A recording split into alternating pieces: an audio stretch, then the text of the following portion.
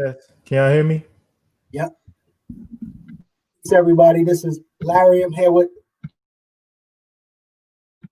my brothers from the bARTer and the Build Think Tank. And today we're talking about a discussion that's from one of our great African-centered psychiatrists, Dr. Linda James Myers. She has an article that we read about reframing mental health and obviously how it impacts us. And so we read the article, it's like 14 pages. What we're going to do is we're just going to have, the conversation around it. You can join as you will. If you've read the article, that's cool. If you read any of her work, that's cool.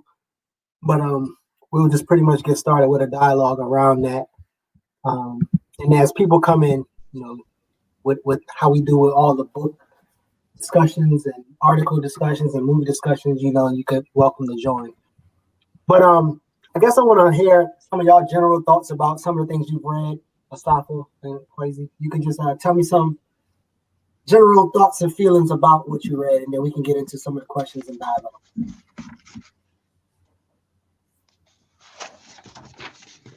Well, I can start.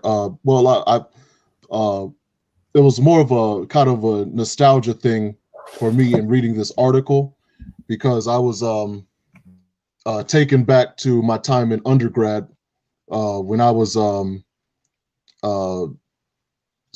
studying Dr. Myers' work along with, I believe, Dr. Parham and Colby Cambon and Naeem Akbar and Amos Wilson in our Psychology of the Black Experience class at Morris College. And the professor was a sister named, an elder named Dr. Adelari Onishegun. And she was a Yoruba priestess, I believe. I think she was had taken up residence at Oyotunji village, if I'm not mistaken, for a time. But I digress. But the article itself, like I said, it was a kind of a walk through the past for me. I hadn't read a lot about Black psychology in recent years, so this was a good primer and refresher for me. I'm reminded when I read this article, I'm reminded of Amos Wilson, who spoke frequently about, sanity and insanity within the context of European domination.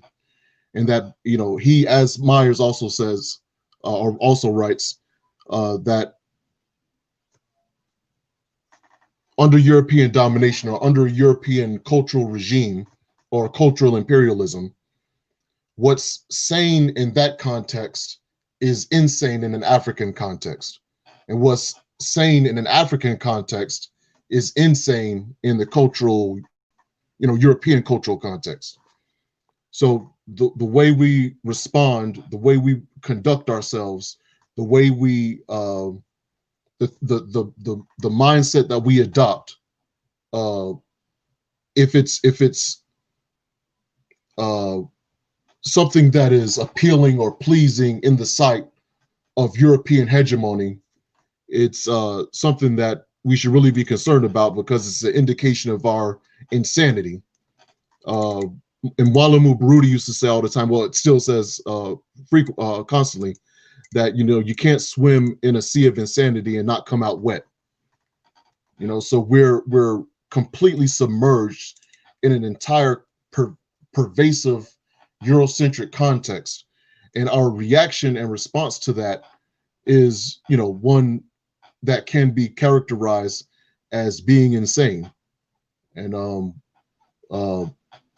in order to break that insanity and move back to sanity within an African context, I don't think we have any other choice but to not only separate ourselves from that Eurocentric context, but also find ways to kind of break the hegemony.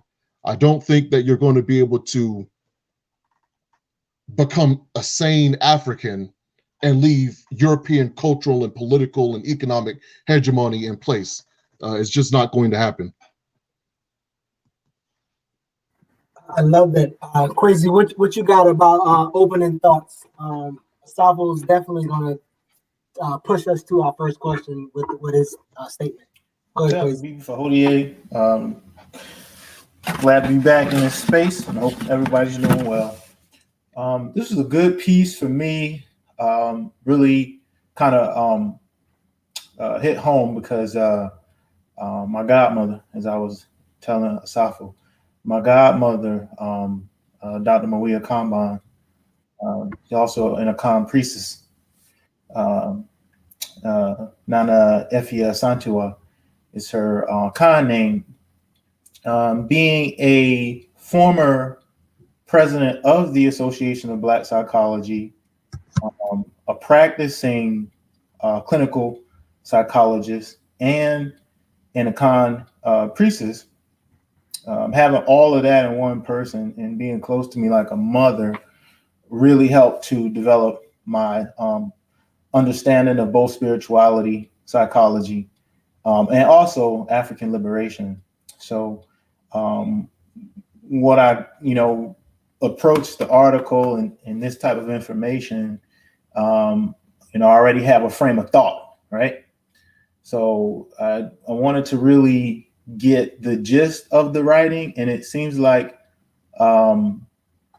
what it's geared toward is promoting this idea of what they call optimal psychology or optimal theory, right? And I just want to explain, what I got out of that. Optimum theory being, and put it in my own words, optimal theory being a ideal where we approach psychology from an African-centered perspective, and we're able to develop people spiritually along African traditional lines, and a attempt to combat white oppression.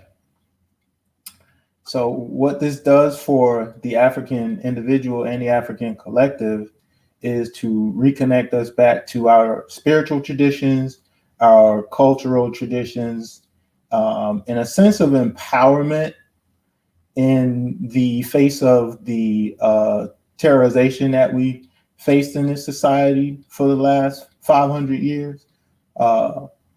And I think that it's necessary. I could say, firsthand from my own life's experiences that it's definitely necessary. The only criticism I would have for it is that it's purely idealistic. I'm also an Akan initiate myself. So I spent a good deal of my life, studying African spiritual systems from around the continent, but also, focusing my life scientifically from a materialist perspective.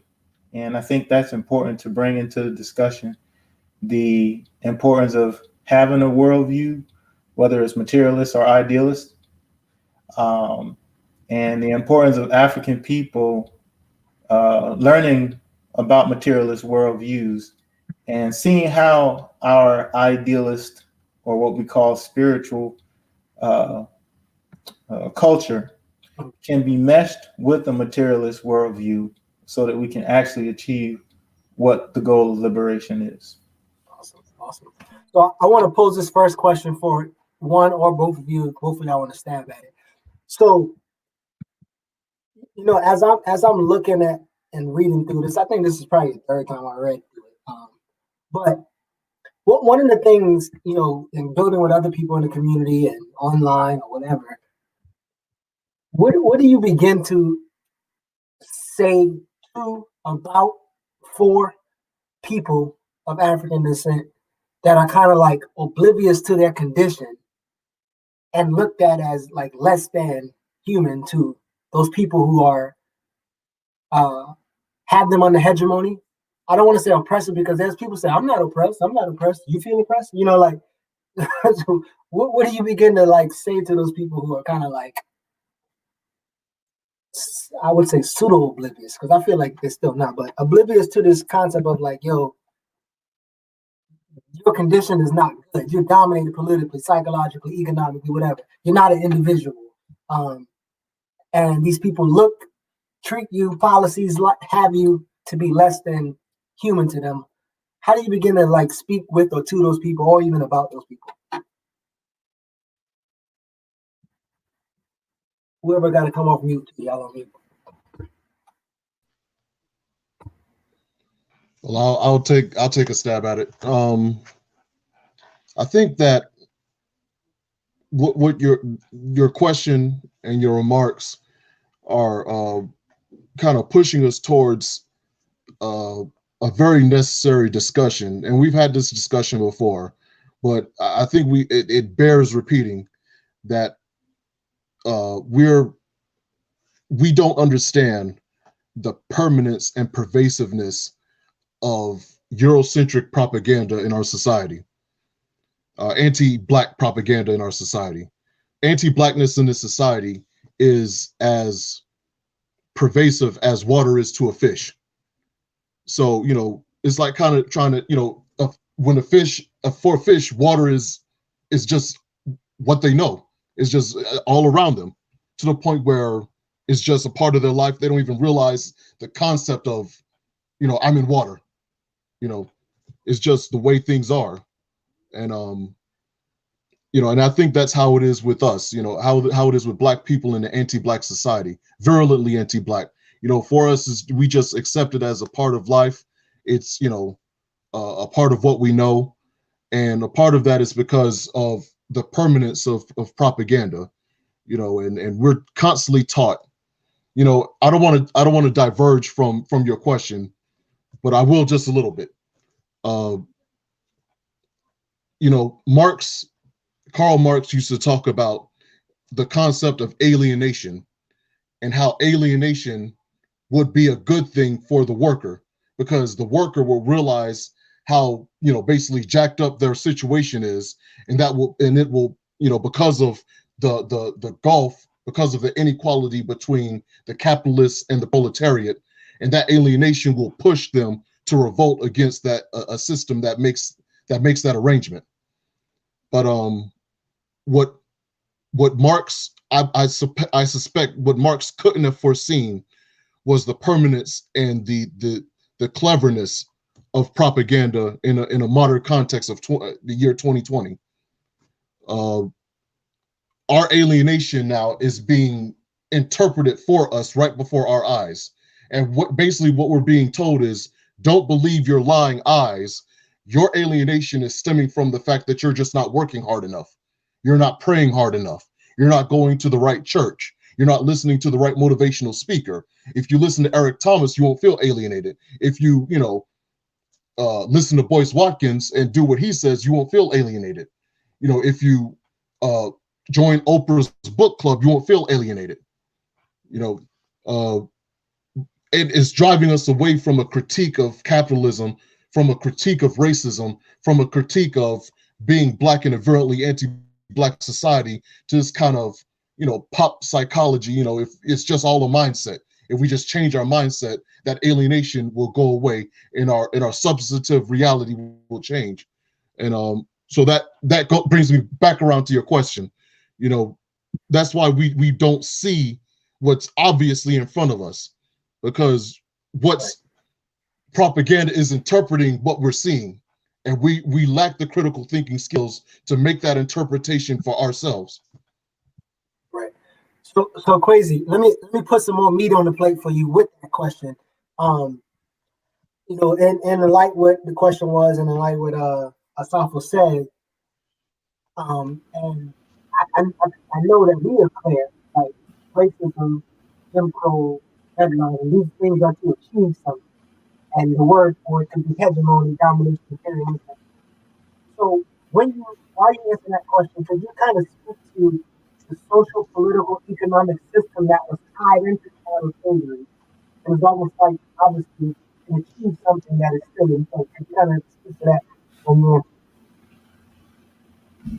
Well, Asafo kind of covered one area that I was thinking, when you posed the question at first. And and he talked on Marx and his analysis of social relations between workers and labor and production. But I think that's a critical piece that we have to understand, is not Marx itself, but just the idea of social relations, right?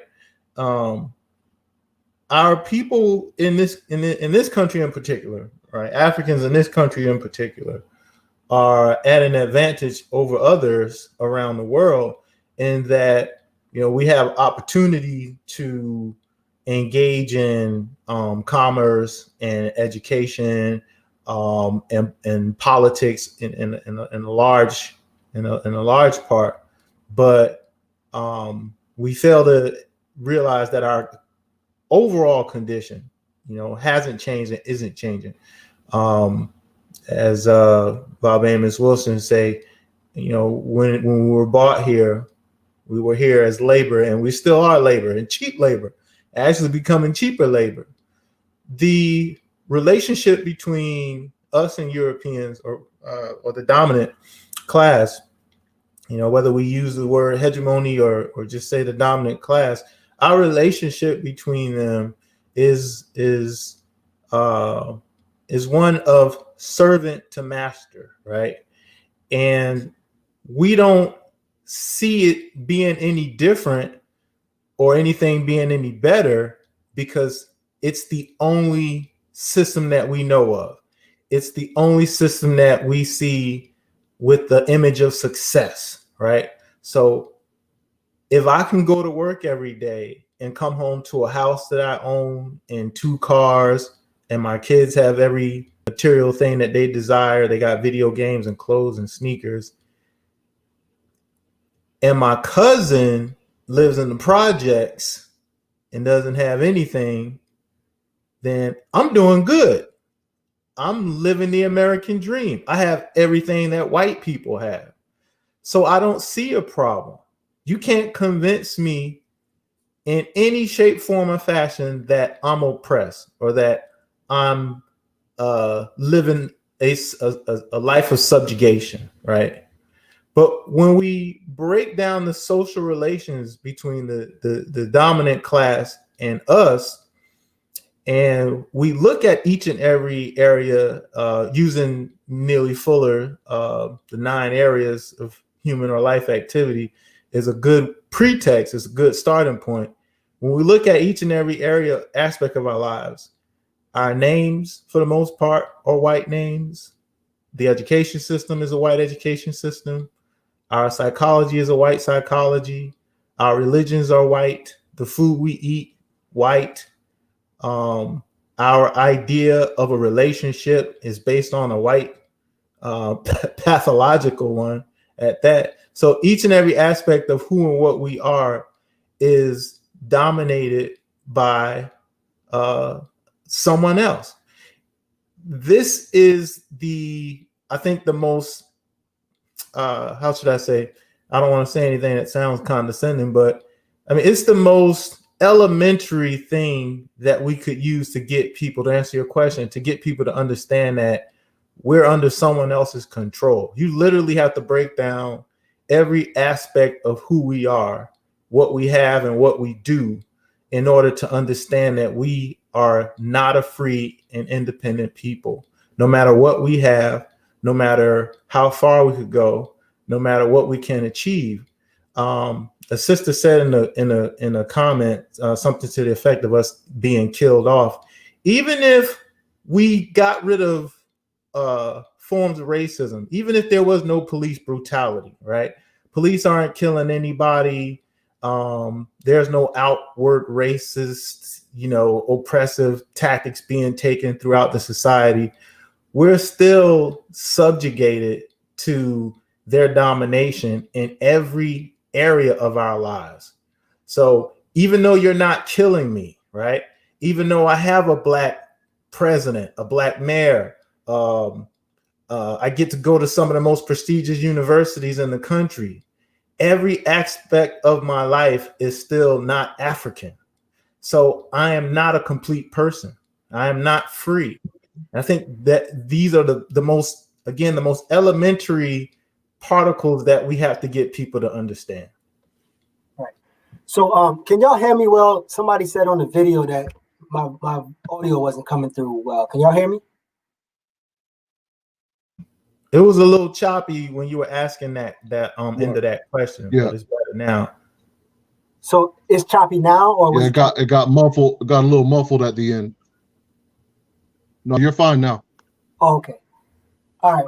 Well, Asaf, let me It's fine now. I think what I'm gonna try to do is I'm gonna keep building off of each thing. So it's like we're gonna keep moving to the next one, but it's still gonna be connected. So following up what Quasi was talking about. So think about this like survival, resistance, resilience, triumph over the face of something, right? But the things that we're resisting or being resilient about is changing. And does that like affect people's mindset? Like for instance, chattel slavery is not here, but the domination still happened. Like, how do you think that like affects people in our move towards, civil rights or freedom or liberation or whatever? Like, do you think that has like some kind of issue or stumbling block, like in what resilience look like? And we talk about this with the myth of the black buying power is like circulating the black dollar can be used as a way to not actually confront them in a way that they speak violence or or policy or whatever. So my question again is like, when you think about survival, resistance, and all those things, but the caste system changing, like how do you think that affect the way we kind of interact with the system or even interpret our conditions?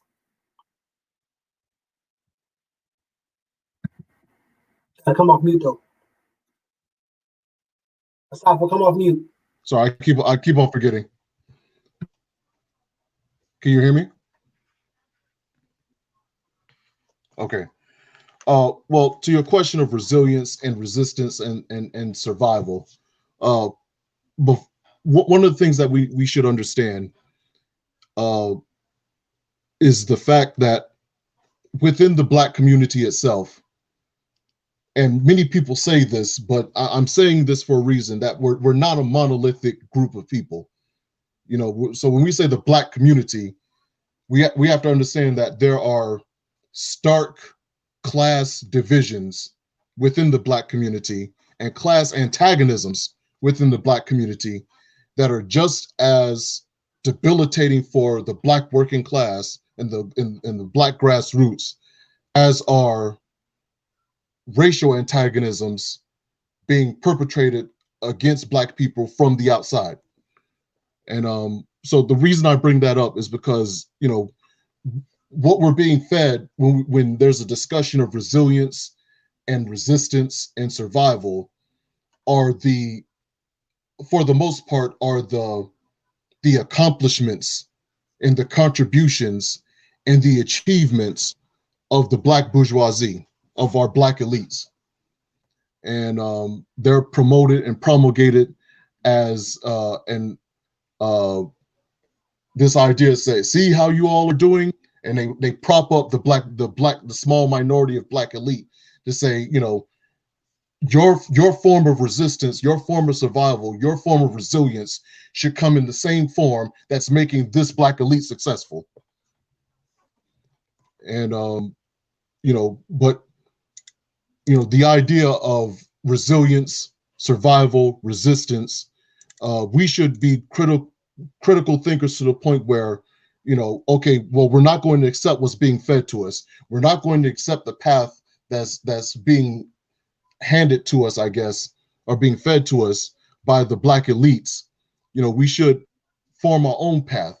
We should, as Black workers, as the Black working class, as the people who are suffering the most from the intersections of race and class, should be the ones to determine and define what resilience looks like, what survival looks like, what resistance looks like.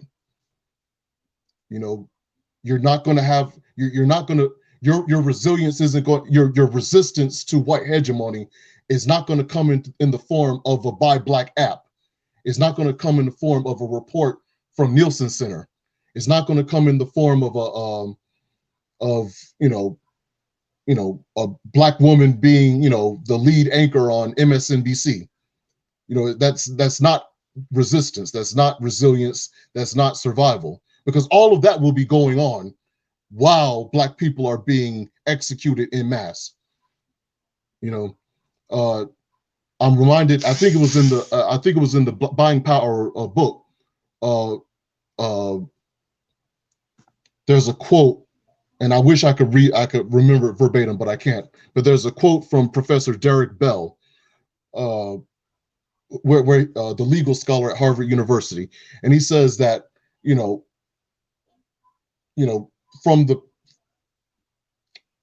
a policy perspective, it's a lot less dramatic, but no different in result from black people being gathered up by the hundreds on a weekly basis and taken to a location where they're summarily executed.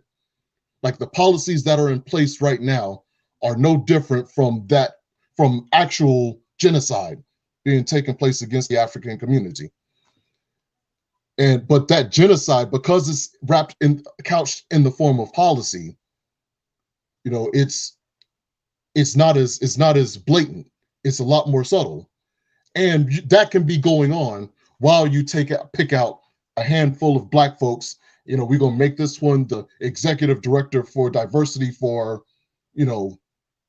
Bank of America. We're gonna make this black person Oprah. We're gonna make this black person, we're gonna give them the Buying Black app where they can be on CNN and all like that, be endorsed by Chase Manhattan Bank.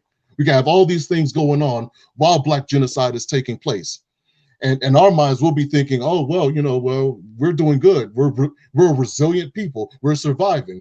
But when you actually look at the policy and the results of those policies, we're, having genocide committed against us almost on a daily, weekly basis. If you look at the report that came out from the Malcolm X grassroots movement a few years ago, it said every 28 hours, a black person is extrajudicially executed by a police officer or a self-appointed vigilante. The Washington Post came out later and said that those numbers were wrong, that if you actually look at the real data, that is actually 2 a day, not 1 every 28 hours. So what progress are we talking about? What resilience are we talking about? What survival are we talking about? This is a process that is going on right now, but because we're just not able to see it. I hope I answered your question. I kind of definitely went all over the place with that one. No, definitely. Crazy. This is what I want. I'm gonna put these numbers up, right? There's something that she said that was like, sometimes I wonder, when we dealing with each other, when we thinking about the situation, do we consider these numbers? And then I remember, I don't know if y'all remember when I said that the MyAlpha has performed a brain injury on us that makes us now become 1 year old every 100 years. So we will be only 4 years old, right? That's something I just created in my head as whatever. She says 40% of our time in the nation since the founding is without any human rights at all. Another 45% of that fighting for equality under the law. And the last 15% is having reputedly achieving some form of equal protection under the law. Although mass incarceration and other things shows that is not a reality. So the time that we have come and the supposedly progress that we have made, it's like the most of our time here, we hasn't been as positive as you can see. When you think about those numbers and that percentage of time being here, again, how does that affect the way we engage and interact with each other and helping them, understand their conditions and also understanding what to do about their conditions? Yeah, I saw that you had posted it prior to me reading it in the text. And I'm still processing it. I'll say that. Again, as I said earlier, I have a philosophical, I guess, way of looking at conditions. And, I just have to try and figure out how that works within, particular frame of thought. I do get it and I understand it. And I agree that, a majority of our time, has been really just centered around survival in this country as a people, right? And I'm glad Asafo said a lot, and a lot of what he said I agree completely with. Looking at these numbers, when we go back to the 15th, 16th century, when slave ships first came here, those enslaved Africans had choices to make. Either they were going to be enslaved, for generation to generation. Either they were going to kill themselves, or they were going to fight, for their freedom. We have, well over 100 documented instances throughout the diaspora when Africans have tried to free themselves through war tactics, guerrilla war tactics, maroon tactics. And, whether they were successful or not, that is that resilience, I think, that we should have gravitated to, not the resiliency of, and a lot of that article, it was just so idealistic. I really couldn't agree with a lot from a psychological standpoint. The author noted our resilience just as us staying here and marching and dying for civil rights. That's not resiliency at all. That's complacency, because that's just what they wanted. There's a good book by the University of Kemet Press, Dr. Taka Maat Kilimanjaro. The book is What Must Be Done, and that book gives a outline of the transformation of our people from one state in this country to another state historically, and how at each and every level or each and every period through history, even though we evolved, it was at the behest and the benefit of the ruling class, right? So even in periods where we made gains, like coming out of the enslavement, we celebrate Juneteenth coming out of the enslavement as when we were freed.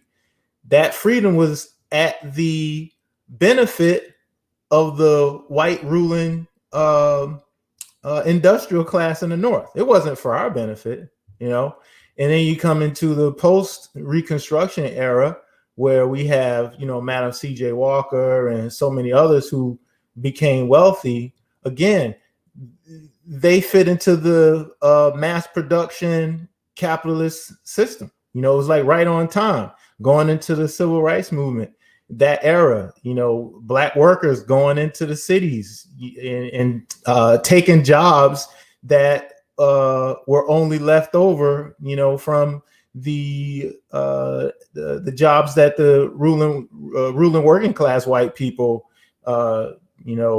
didn't really necessarily need. So these advancements were here, but only to fit into the capitalist mode, right? So I don't think that we can say we were being resilient all the way through when we have examples of people who literally fought, killed, died so that they would not be enslaved or second-class citizens. And I think those are the points through history that we need to highlight the most. The Nat Turners, the Denmark Vesey's, the Harriet Tubmans, the rebellions throughout the antebellum South, Louisiana, Mississippi. We need to highlight those as what resilience really are, and share them.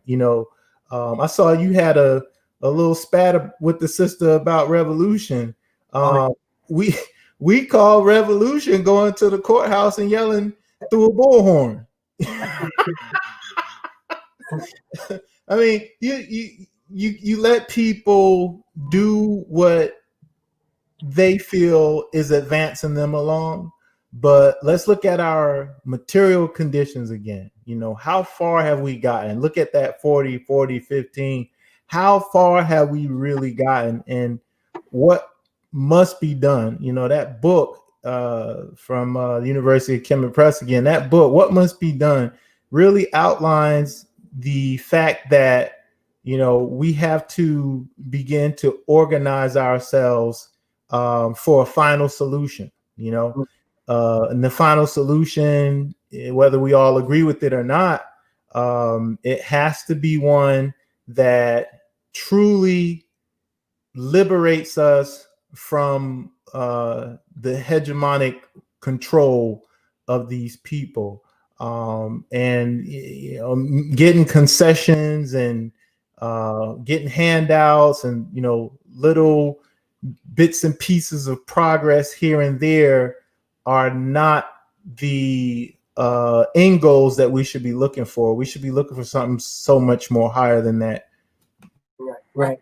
So when you were speaking, I immediately thought about Kobe Cambone's talking about how they want us to remember Nat Turner and how we should remember Nat Turner. And it's like, oh, Nat Turner, he was a preacher. And he was like, no, we remember him for killing white people, killing Europeans. Like that's why you remember him. There's a bunch of preachers out there, but not a lot of preachers kill white folks. And so, Asaf, I want to go into something that Kwesi was doing, right? That we kind of very it's painful to hear when we critique elders and leaders and movements and progress and all these other things, right? Which I think we need to become more adult like in those fashions. But can you speak to in this article? She talked about this mythical post-racial America, right? You see Black Lives Matter, you see allies, you see these things, and when you hear that this post-race America, these things are different, can you see the problems in this thought process? And just what is your critique of this notion that things are different and you wasn't enslaved and that's in the past and whatever the case would be? But speak to the mythical, if you think it's mythical too, post-racial America.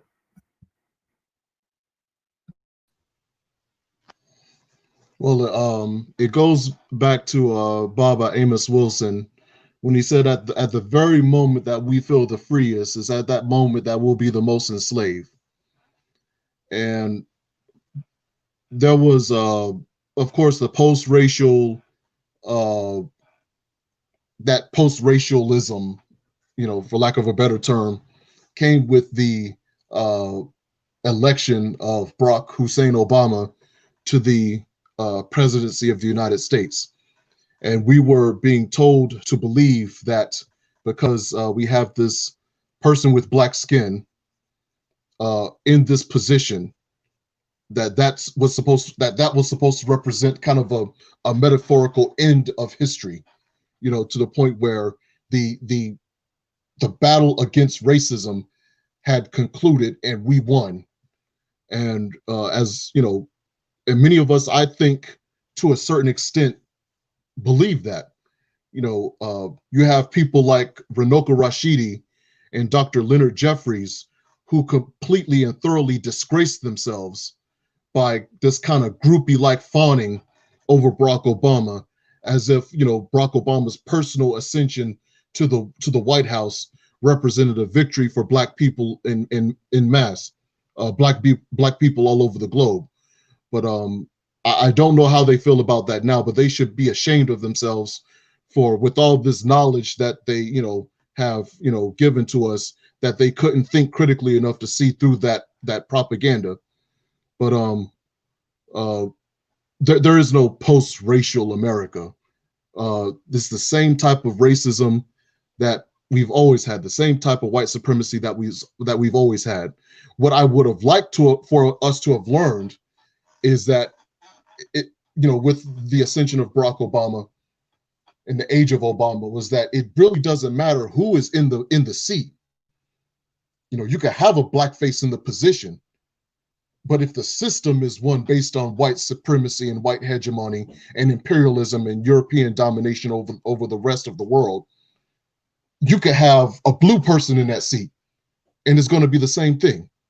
Barack Obama probably came in with good intentions. I think he's a very cynical, politician who was doing what was best for his own personal pecuniary gain.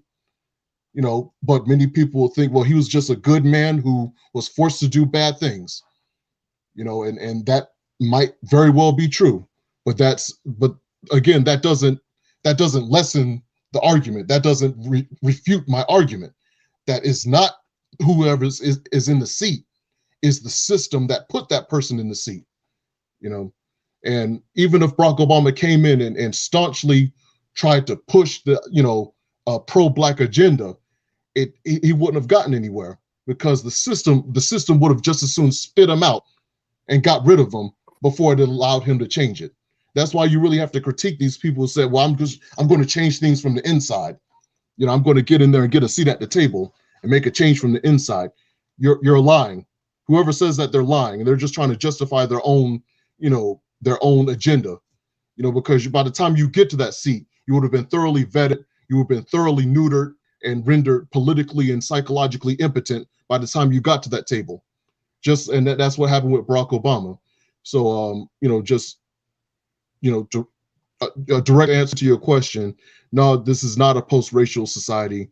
And, what we see going on with the summary, with the extrajudicial killings of Black people, the complete plundering and looting of Black wealth, the destruction of Black communities with mass incarceration, the continuation of mass incarceration, the Africana, the imperialist agenda throughout the third and fourth world, we see that this is far from a post-racial reality. Right. All right. Crazy.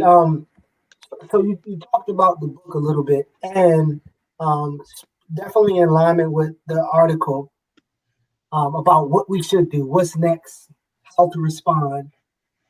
Can you speak a little bit about what we should be preparing ourselves for, physically and psychologically, right? Because in the article she talks about physical and psychological war against oppression and the oppressor, like confrontation.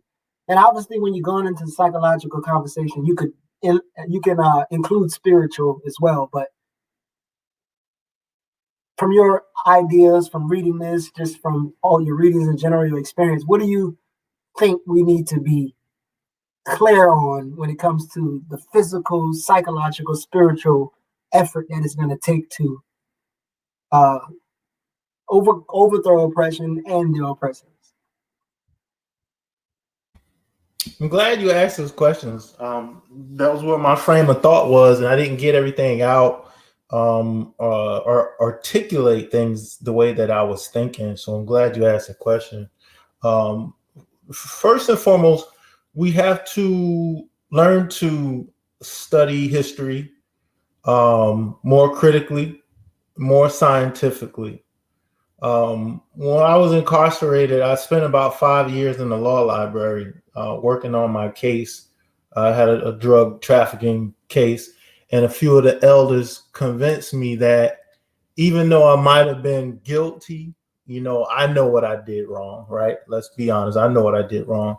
But they taught me to really scrutinize the law and how the law applies to my case, right? And follow me where I'm going. When I learned how to look at things methodically and scientifically, it helped me to really get a firm grasp on how things are, rather than how we think they appear to be. So taking these methods of analyzing facts, analyzing data, people are able to get out of all types of crimes that they are totally guilty of, right? You see people get acquitted of all types of crazy crimes. And you also, on the other hand, see these wonderful prosecutorial teams get convictions out of nowhere, where a person thought that they covered every single track, crossed every T and dotted every I. But there's a methodical process that we can use to break down every single element and extract what we need to get what we want. We have to take that approach to looking at history and learn to follow periods in history rather than following people. One prime example, which I had to learn this, was with the Honorable Marcus Garvey. We talk about how great he was in the strides that he made toward African liberation. But when we look at the period in time, post Reconstruction, industrial age, like I said earlier, this was a time where Black people had an opportunity to amass wealth, right? Even in spite of, what was happening from the oppressors, this was still a time where we had opportunity to build the momentum that we needed to do something like a mass exodus out of the country, right? Fast forward into the 60s, 70s, someone steps up and says out of nowhere, hey, let's get out of this country. They killing us, they beating us down. We can't get work or anything. We can't use the same water fountains. Let's just pack up and leave the country. You had a whole class of Negroes who said, hell no, we need to fight to get these equal rights. Garvey came at a time that was necessary, at a time where people would, gravitate more to the idea of leaving the country. Now you can't get people to even visit Africa. This is not even something people think about. So what I'm saying here is that things have to come to a particular place in time where the conditions become a certain way that will cause us to evolve in our understanding and realize that things have to go a certain way in order for us to survive. We went through the 70s, 80s, 90s, and we saw a transference of our people from, the conditions of not having equal rights and opportunity toward, so many hundreds of millionaires and even some billionaires. So here we are in 2000s. In the 2000s, you can't convince people anymore that there's any Black suffrage or Black struggle going on. So what necessarily needs to happen is a large percentage of the Black population, which is already taking place, a large percentage of the Black population is going to have to feel what it feels like to not have access. Even though you got the degree, you can't find a job, right? Even though you got the job, you can't get a promotion, right? Even though you got the promotion, you can't get the advance, right?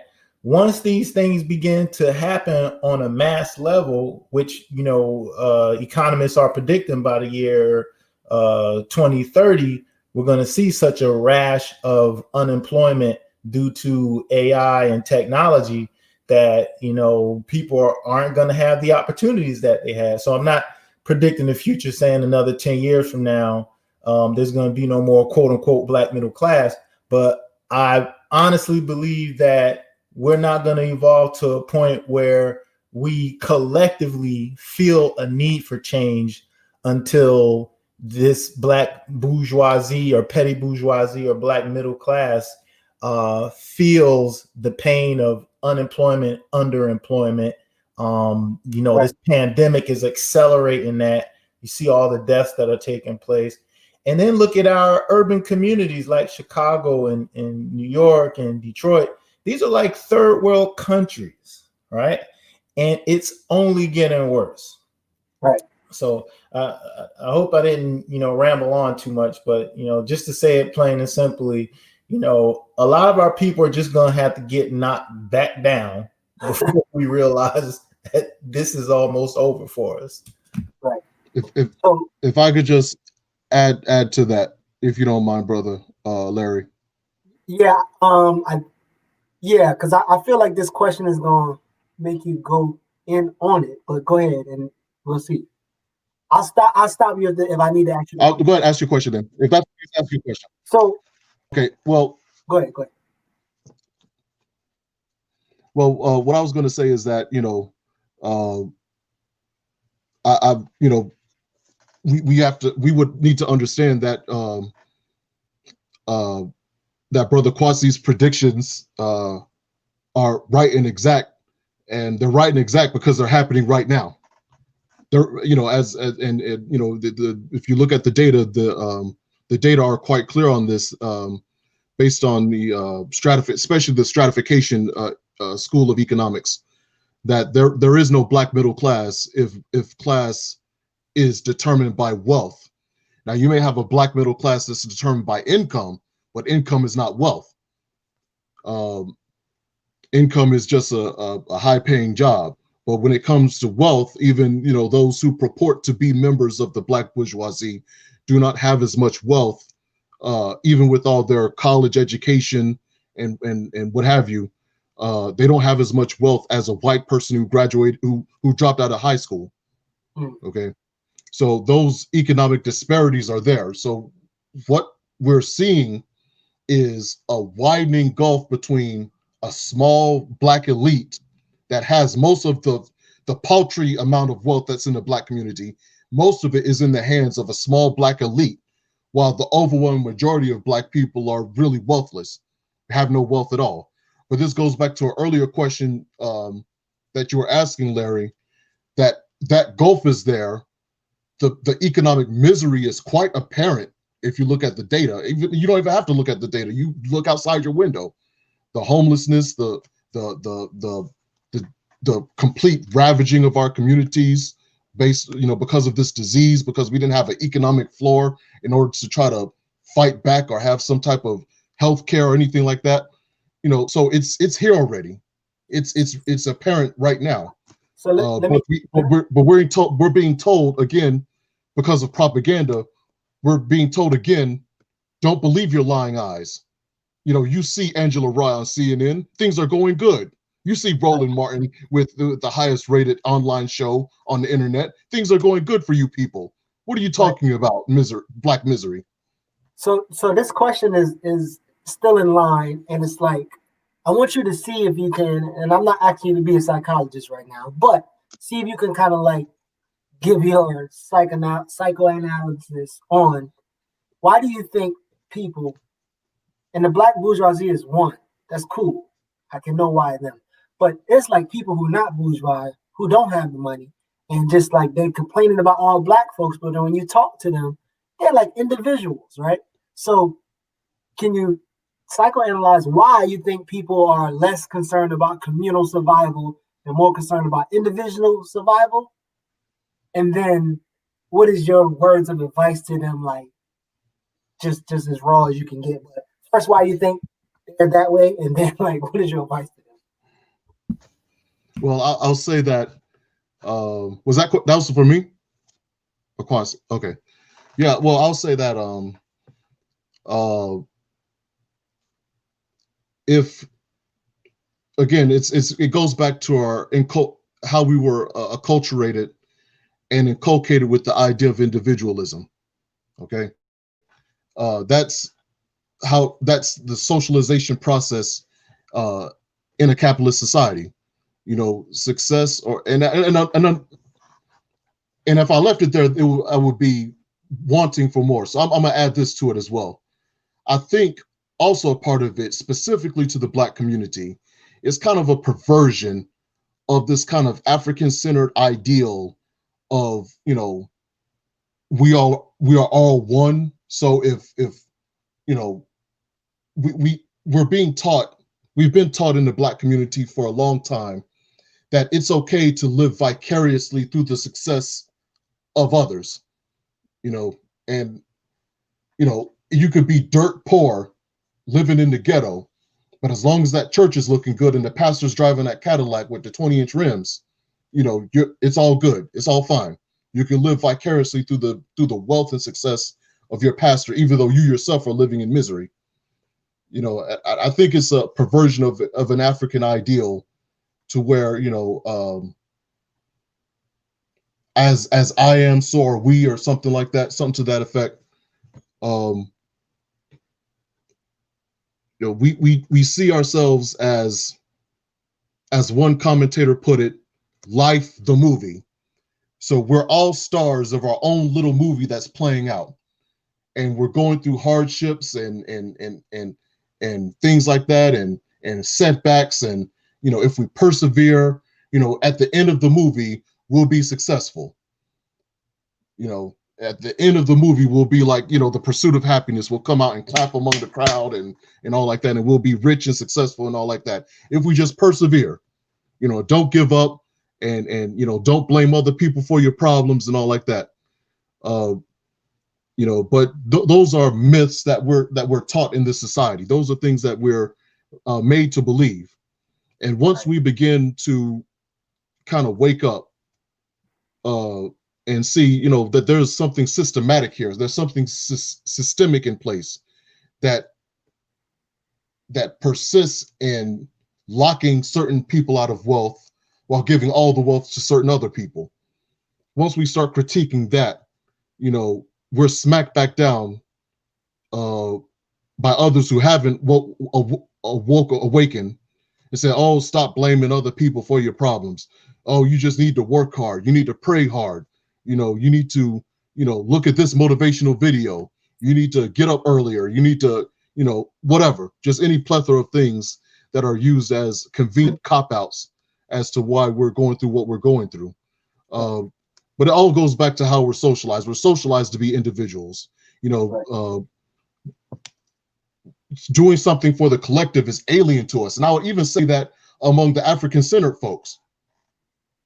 Even those of us who purport to be African-centered, the success or failure of the community takes a back seat to our own personal success or failure. Appreciate it. I think go ahead, Quasi. Yeah, I could jump in real quick, and I'm gonna be brief. Man, our people, for a large part of us are just delusional, just plain out delusional, right? And I get so much, pushback for being condescending or being arrogant or being defeatist or negative. But I'm looking at our concrete condition, right? Look at the facts. We're living in a dying economy, a decaying capitalist system. It has one thing it's going to do, and that is collapse, right?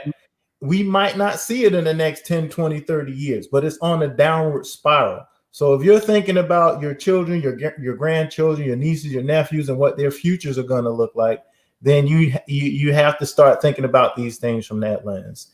For anybody to tell Black people, we can achieve excellence, or, we can make it, this is all in line with that savior mentality. Even though they might not be Christian and saying, we got Jesus is going to save us or whoever, they're still following a savior mentality that as long as we do this, as long as we have hope, as long as we get here, we're going to make it, we're going to be okay. And it's not in line with what's happening concretely in this society, right? So what we have to come to is a greater collective, because we have people in certain places who will say, like, over here in my town, we got unity, unity in our city, and our city's looking good. Black people are doing these things. Okay, y'all are getting together, having your study groups and handing out school supplies and whatnot. But how much of the infrastructure do you control? What building are y'all meeting at? Where are you buying the stuff from that you're giving away? Who's giving you grants and loans and donations to do the things that you're doing? What happens when they pull all that support away? So we have to get a little bit more serious about how tough things are. And I was just thinking while Asafo was talking, instead of highlighting how bad it is for Black people, maybe we need to start showing how bad it is for poor white people and working class white people. Maybe we need to just start promoting that. Look at how hard these working class white people are doing, right? Look how bad they got it. Now you tell me that the 20 million working Black people in this country are going to beat the 70 million working class white people. Yeah, I appreciate that. But I actually kind of felt offended because I think he was coming at Black Wakanda, Atlanta. They're black and they're running the whole city. They don't own shit, but they are running the whole city. And they got and they have one of the highest child poverty rates in the country. Okay, Yep. one of the highest poverty rates, and the inequality index is one of the highest among those studied by Harvard's Kennedy School, and it was run by all black folks. So that's another example of this gulf between the black bourgeoisie that runs Atlanta and the black working class that are suffering, in the face of their the petty bourgeoisie's achievements. Right. So listen, I want both of y'all to answer this real quickly. And I think she hinted on it in the article. And we could, I think any realist and pessimist can see like, yo, this ain't it, right? A sister has me hosting a Juneteenth event next year, and she sent me the article, and I was like, yeah, I'm not gonna participate in too many things that talk about freedom. You can say freedom from chattel slavery, but I'm not about to sit there and say we celebrate freedom. But anyway, so you can see a lot of things around it. What does it mean? What does it look like to be mentally healthy with all this toxic shit around? Toxic masculinity, toxic man, toxic system, toxic music, and this and that. How does it look to be, especially African, and to be mentally healthy in this toxic environment? Both of y'all chime in real quick.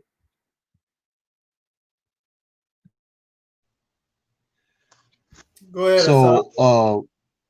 So to kind of take my cues from, not complete obeisance, but somewhat obeisance to Fanon, I think we're going to have to exercise the domination, colonial domination of European cultural imperialism and hegemony, and even physical domination and economic and political domination from over our lives and from over our communities before we can really reach the peak, or what Dr. Myers would call the optimal psychology, or the peak, psychological health for African people. I don't think that can exist in the same vacuum, same social and political milieu as white domination. And I think that physically overthrowing the dominant forces, the European control over our lives through various aspects, would be a catharsis, perhaps a catharsis taken in blood, that would lead to that kind of optimal mental health.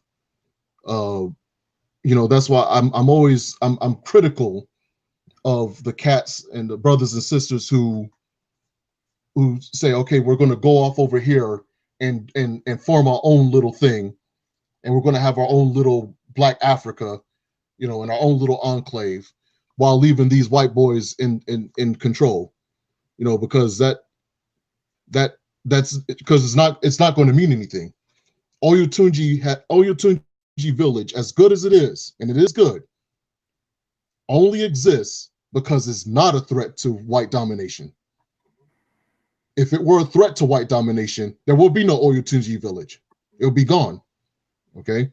But the day it becomes an actual threat to the interests, the national security interests of the United States empire, it'll be wiped off the face of the earth. It'll be gone. We have to keep that in mind. That's how we need to measure it.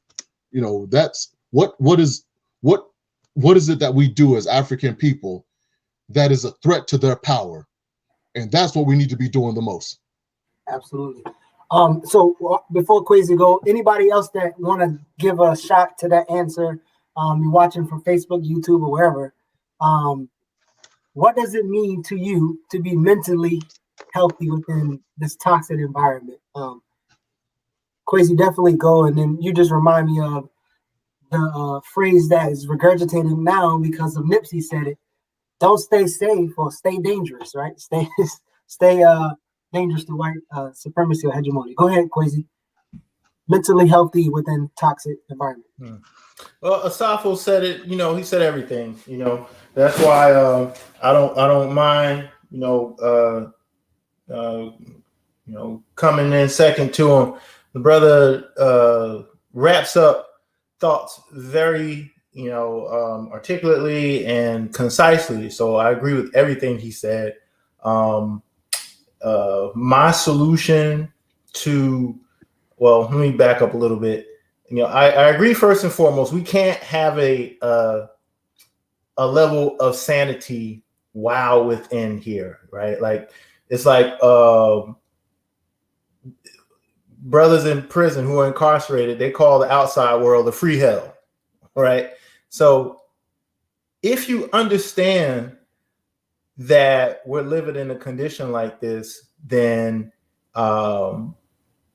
that it's almost like you would have to be crazy to accept it, right? To be comfortable in this environment, you have to be insane, right? As some of our elder scholars told us. So the only thing that I can say that we can do to regain some sense of self, some sense of sanity, is to pull away from things. We can't go carve off some land, as Asafo was saying, and say we're going to set up something over here. But we have to develop parallel, what we call parallel institutions, psychological and educational institutions being the primary. We have to set up, our own temples and our own places of community, our own places of study and development, so that we can create a people who know that they don't need the trappings of the society. And starting with children is the first place. If you don't have children, working with young people, I think is the most important thing you can do. The number one thing that we have to do as African people is to regain a sense of African identity. And I'm really, really huge on, taking on an African name. So Larry, we're going to have to find you an African name. We're going to have to initiate you into I'm waiting. some kind of system. And then, pulling away from materialism as far as, buying name brand clothes and our pursuits being to get things, because that's where all of the psychological trapping really comes in. The lower self-esteem, the self-hurt, the internal pain that we suffer is from us not feeling connected to the greater society because we don't have the things and the status that comes with being an American. I don't have the house that I want. I don't have the car that I want. I don't have, the latest bag. I don't have, man, I've been wearing the same clothes for the last 5 years, believe it or not. Like, that's on everything. Like I could tell you talk is cheap, but we just went shopping last week to get shoes for me and my son. I got some $30 sneakers from Ross's, right? There ain't many brothers that's gonna walk around with some $30 sneakers from Ross's, right? There ain't many, right? This is mental health. I feel good knowing that my jeans that I got on cost $200, but I got them from a thrift store for $15. That's good mental health. You know what I'm saying? We got to get to a place where we can think and feel about ourselves like that. I love that. And the sad thing is, I've been working in Black liberation movement for a long time. The sad thing is, with a lot of people in the African community, with what Kwasi just said, he just disqualified himself for leadership in the Black community. Based on what he just said, what he said just now. What, you mean I have to give up my Jordans? I have to give up my Manolo Blahniks? What are you talking about? No, this man crazy. I'm not following him. There's a couple things that he said that resonate. The first one was, I remember when John Henry Clark was saying that his peace was that he would know no peace, something like that. Like he found his peace in knowing that he will never know peace because his people are not in a position where he can even think about peace. Like you're at war. The other thing was like I'm the same way, man. I don't know if y'all notice on these videos, but I've been wearing the same three shit. Like that's what it is. And then in terms of the name, like I want to earn my name from African centered people that I really trust and believe in. So as my energy keep coming up, somebody like, yo, this is who you are, this is your name. Eventually, I don't know if it's gonna happen while I'm there on the continent or before I get there, but who knows? Well, to that, the easiest thing you can do, the Akan have day names. Mm-hmm. So depending on the day you were born, you know. I know about Kofi, and I think my name is not Kofi. My name is a Friday born. If you're born on a Friday, you'd be a Kofi. I know. I'm not Kofi. I think I might be Kwazi. So Kwazi is a Sunday born male. Yeah, I gotta remember. I knew it like a little while ago, but yeah. So if you were born on a Sunday, you are a Kwazi. You know, that's just you're Kwazi. I gotta double check. We'll get back to you. So I want this one to be a short one too. So in terms of y'all moral, spiritual development, the leadership ability that you have, or like the brother talked about therapy, he said he go to shopping therapy. By what has been instrument on y'all, again, moral, spiritual development, your leadership and your therapeutic practices? What has been major for both of y'all that we could probably share with the people? Don't have to be long either.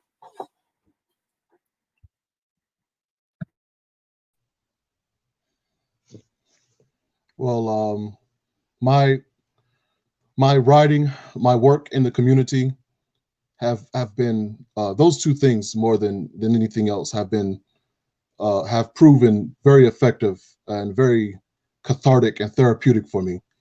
I was, I don't want to, get into the same stereotype of rage-filled Black youth or whatever, but I was actually that person.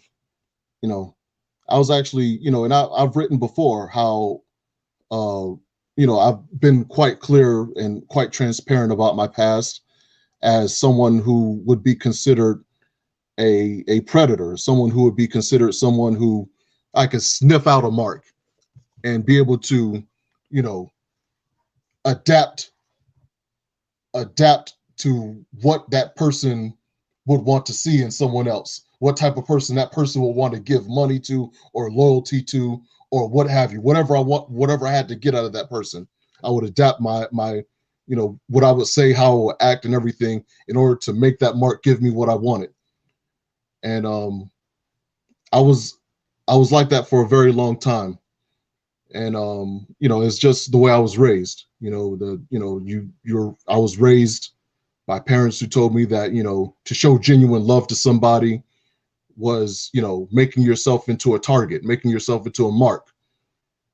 So show no love, always be on guard, always keep an eye on the, watch your back, always, don't trust anybody, and, as I got older, I came to realize that mindset was just not sustainable. And, I became more and more involved in work in the community and activism. And it really kind of helped me get over the rage and the anger and the distrust that I felt during that time. And, it helped me understand that the real problem isn't with people in our communities. It's not with each other, that there's a higher issue here, a higher power here, that we need to be redirecting our rage and our anger and and the fact that we feel alienated and dispossessed is not because of anything that we did to ourselves or anything that we may have done to each other, everything was put into place by a higher power, and we need to be fighting against that higher power if we're ever going to know true peace or liberation. Appreciate it. What you got, Quasi? That Quasi. was passionate, brother Safu. We appreciate you sharing that. For me to answer that question, about 5 years ago, I had an epiphany, man. I was working in retail management and, doing good, married. We got everything that we want. And I realized that, so many of my people were still struggling, in prison and still dying from drugs. And I went on a spiritual journey. I was considering going into Sufism, metaphysical route, prayer and meditation and all that. And I finally ended up, meeting someone who introduced me to African spirituality, and I eventually got initiated as an Okomfo, a Khan spiritual practitioner, what we would call a priest. And that set me on a life of service. So what I do is, now focus all of my attention on young people and family. The family, I think, is the first institution that we need to develop. And I'm real big on, if you don't have children, if you don't have a companion or a spouse, get into a relationship. If you can't build with one person, whether it's your, husband or wife or girlfriend or boyfriend, if you can't build something with one other person, and if you can't attend to the youth, then you automatically, in my opinion, you disqualify yourself from service, right? That's just my opinion. That's what really just keeps me going, just knowing that, I'm responsible to some people. So we're wrapping up. I want to finish with this question. So when you're thinking about, mental health, when you think about what happened to us, what's happening to us, our conditions, and what we need to respond, I'm actually going to do a little cheat code real quick. Some of the stuff y'all say, I'm going to put into one of my programs, right? So I have this Kwame Garvey and Nkrumah Black Student Reunion Revival, right? I'm hoping to revive these Black students in the education realm and get them more activated in what we're doing. So some of the things that y'all say, I'm going to steal. I'm going to go ahead and tell you that. Jared stole your stuff last week, and I'm going to steal it too. So tell me some things to prepare our students to take leadership, knowing our situation, being fully clear on our situation, what's happened to us economically, psychologically, culturally, politically.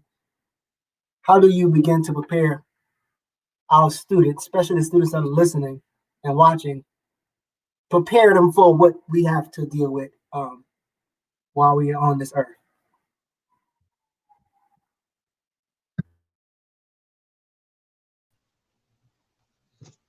Well, I think, and again, I'm going to bring up a quote, but I won't be able to quote it verbatim. I have to paraphrase, but Kwame Nkrumah spoke about there needing to be an kind of an intellectual revolution before there is actual physical revolution that takes place. There has to be an intellectual, and I would add cultural revolution. That is extremely important. An important aspect, a fundamental aspect, before we can even, and having that revolution helps us put the seed in our mind of actually having a physical revolution, which is extremely important. I would say to our young people that you're not going to last long in the fight against white supremacy, and you're not going to last long in the fight not only against white supremacy but even Black collaboration with white supremacy without being able to think critically. And like I told you before, Larry, any African-centered schooling, any African-centered educational process or program or anything that like that has to include critical thought. It has to go beyond just learning about great Black people and, you know, dressing up, you know, in the accoutrements, if you will, of Black culture, the ankhs, the locks, the natural hair, the dashikis, and what have you. You know, those are superficial things. You know, it's more than just engaging in kind of a feel-good history about our great Black ancestors who were the Olmecs and built American civilization, or our great Black ancestors who introduced science to Europe and science to the Greeks and philosophy to the Greeks. All that is important, but you know, that in and of itself is just simply not enough. We have to be able to we have to have the intellectual prowess to not only read Black stuff, but also read white stuff and interpret in a way that's beneficial for Black people. Okay. So that's why I say we need to read Marx. That's why I say we need to read Spinoza. That's why I say we need to read the European philosophers.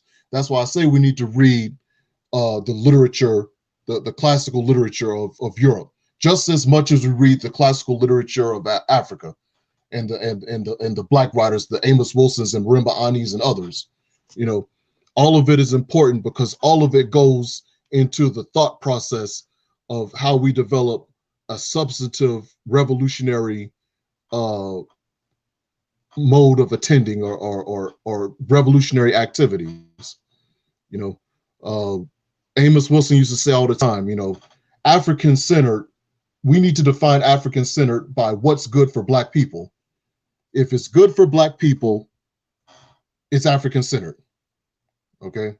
And that African culture is not something that's static. It's not something that's frozen in 3000 BC, ancient Egypt or Monomotapa or Great Zimbabwe or something like that.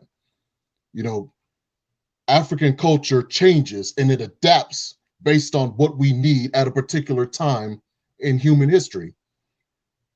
So if at this particular time in human history, we have to revise or adapt or adopt or do away with certain things in African culture, or we need to bring certain things into draw things into African culture, if it's necessary for Black survival and Black people thriving and becoming a dominant force in the world to protect ourselves from genocide, then that's what we need to do.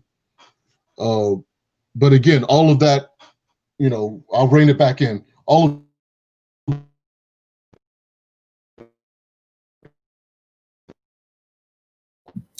Asafo is muted. See, they muted you. See, Quasi, I had to find my name Yao, and I'm Yao now, and Sapo talking, they gonna mute us now. We see you don't mess everything up. You're Thursday born.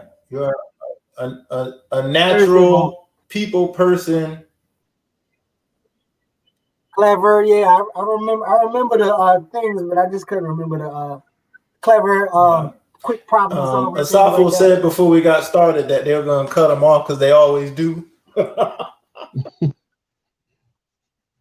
And Safa, go out. Hold on. I think it works when I do this. I remove you and bring you back. All right, to say something? Testing. Wow.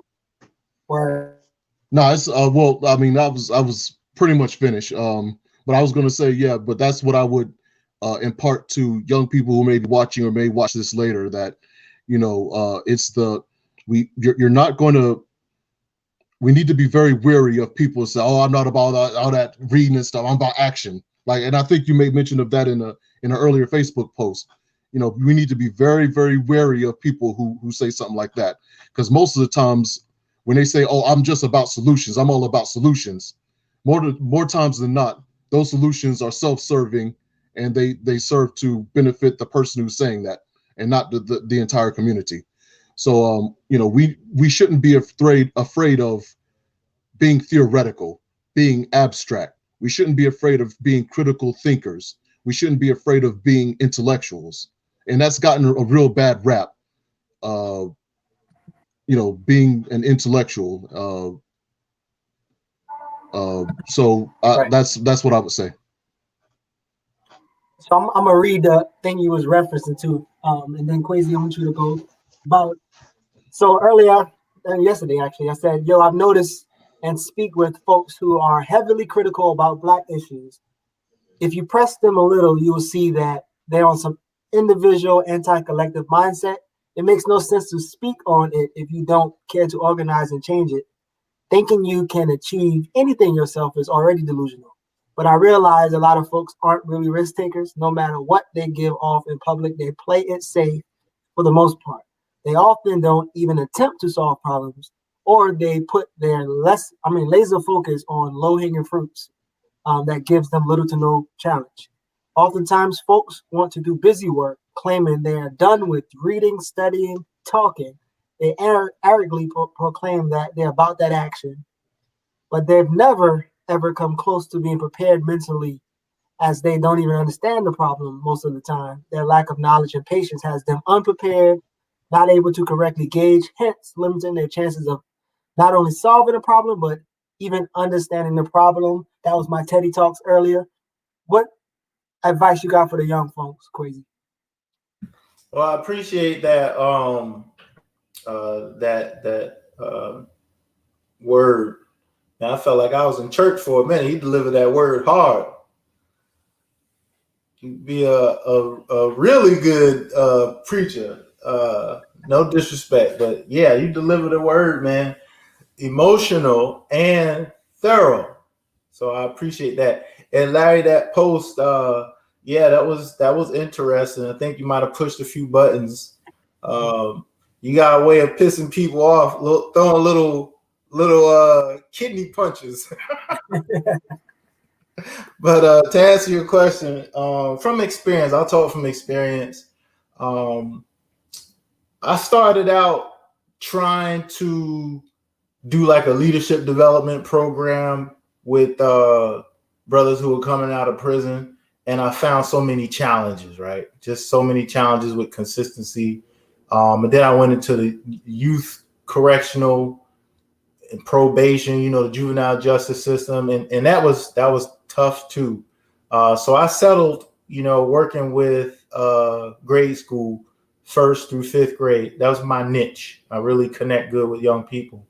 I'm assuming that you're talking about high school to college students that you're going to be working with. Mm-hmm. Yeah. So for them, especially if they're already on track, right? Because there's a difference between you trying to give useful information to a juvenile offender versus somebody who's already in school and on track, right? Total different, world, dichotomy between them, right? Mm-hmm. So for those who are, involved with youth development and education, I think the best thing that you can give to them is to instill in them the desire to use their talents and their hobbies for themselves, and to not pursue, the job or the position or the name or the status, but to really use their natural gifts, their natural hobbies. Even if it's YouTubing, a lot of times you run to young people now, they tell you, I want to be a YouTuber. Okay, great. What's going to make me watch you instead of watching the other 100 million YouTubers that are out there? Like Safa was saying, get them to think critically. That requires some critical thinking. So we have to take our young people and instill in them not just a knowing that they can, but a desire to use every ounce of who they are to be free and to be independent as much as we can in this society. So that means, if they're a artist, how can you begin now, even though you're a junior in college? How can you begin now to use your talent to gain some income? Can you make a website? Can you do flyers, advertisements? You can start doing that stuff now. These are the things that I give to that age group, because aside from us building institutions where we can rear them from the womb matriculate through school into adulthood.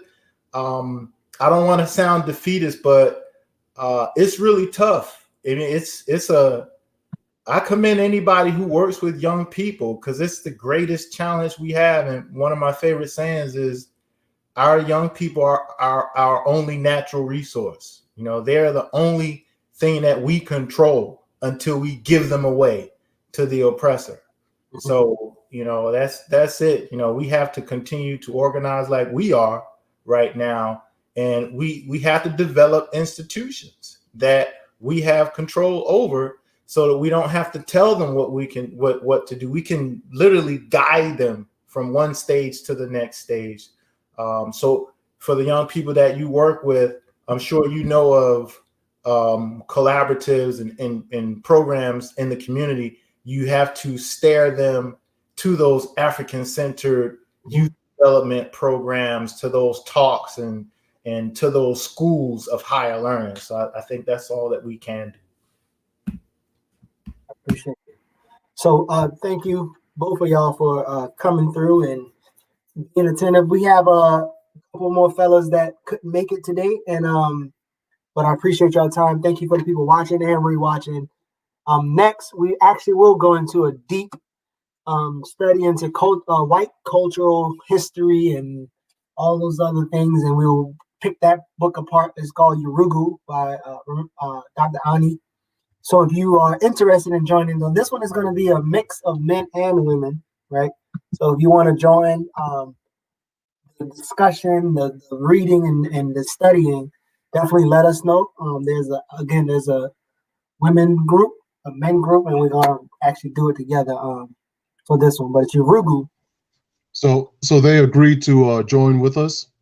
Yeah, they I think we have to coordinate the times, like how many times we're gonna meet after reading, but like they actually already ordered the books. So they probably even got it before us, but I'm not sure if they're gonna start. They're gonna start probably in coordinates with us. But that's gonna be a very this is gonna be my second or third time reading it, but there's just going to be a lot of conversation start because some of the things we actually see, like that we, even if we're African centered, we're a lot more European ordained than we would hope to be by some of our value systems and some of the things that we're sticklers for or whatever. So I think we're going to be able to expose some of that, and it's just see some things. I know with film, seeing how, I know you can't watch film the same after you read books like that, which I'm sure you already know, but when we read things like that and we learn like some of the war tactics that these Europeans use, like it's gonna be hard to watch certain shows and shit without like being annoyed. But yeah, that would be the next one, Yurugu. So inbox any one of us so we can direct you to either the men's or the women group, and then we'll definitely be diving into that one next. Y'all, anybody have anything going on this week that we need to mention? Don't forget to mention real. Real, right. How many books do you need to purchase? I have 10 copies of it. Okay. All right, Baba. We'll I think we need, I know I got mine, Ernest got his. We probably need three or four. So did you send me mine? No, actually the where I was gonna get it, he wasn't open today. So I'm gonna either get it from him or him tomorrow. Either Baba or the other Baba. But I think we're gonna need 3 or 4. So I'll text you, Baba. What else I want to say? Oh yeah, so the real lecture is on October the 30th. It's a donation-based virtual lecture. Me and Asafo will be talking about it's called Real. It's African-centered critique on African progress in America. On the 30th, it'll be a lecture. You can sign up for that. It's donation-based. There's no fee for it, but you can donate whatever you decide to. If you want to sign up for that, just let us know. You can definitely be a part of that.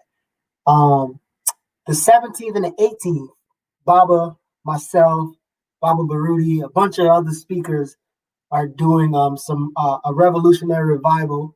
I'll be talking about the Haitian Revolution. I'm not sure what everybody else will be talking about, but we'll be having a bunch of like revolutionary lectures and talks. The 17th and 18th. That's on my page as well. So if y'all interested in that, jump on that. I think that's it, right? I don't have any other nice announcements.